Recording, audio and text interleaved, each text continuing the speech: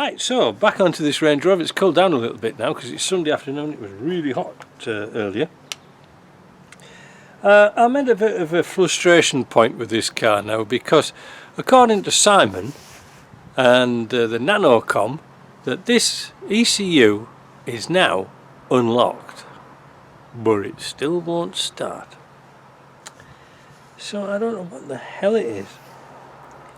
I've tested the wire that goes to operate the fuel pump from this. Well, this has got the cover off it. This multi-function relay, and if I put power down it using the power probe, well, it works, but it's not switching on. Now, I dug out of my drawer this really cheap and nasty tester. And what it does is it's got a little blade in here, and this is metal. So what it does is it clinches round the wire, and to see if there's any volts or negative stuff going through it. So we're going to test it. Now the light's not very good here because it's very bright day today, but I've got a lead here on the 12 volt. We're going to put it in. We're going to give it a quick clamp up, and it's 11.69 volts. That's close enough for farm work for us. Now we're going to go to this relay unit. Now this white wire with a green tracer should be 12 volts. Let's have a look. Well, it's showing minus 10. Oh, minus 107 millivolts. Is that correct? 12 volts. Is the ignition's on, isn't it? So that means that wire's not powering up. Nothing. Let's have a look at this brown wire. 1.8 volts. Let's have a look at this brown wire. 1.8 volts.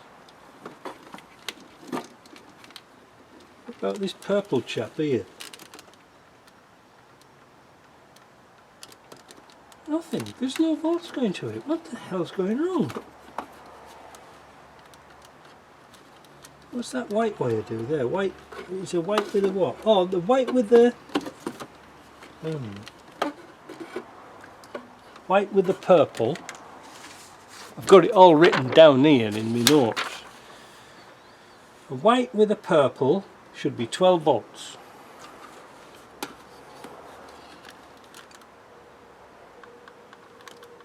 Nothing.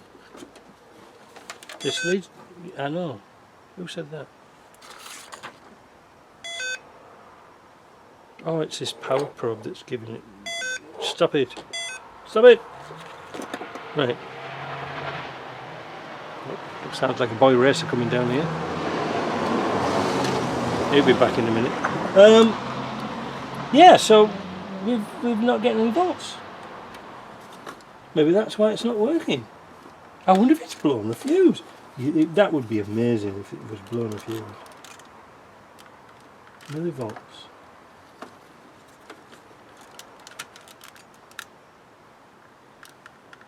.89 volts. There's got to be a break in the wire somewhere. This is really odd, isn't it? Because the other day I plugged it and it worked.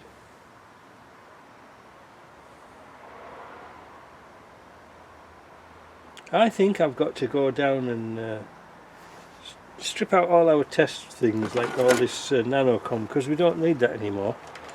Take out the power probe and let's check this one by one where these wires are going. We should be, if we find out there's no power to this, I'll be livid.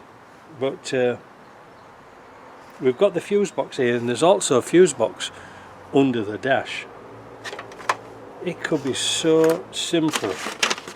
It's stupid. But the thing is, why would it start the last time it was out?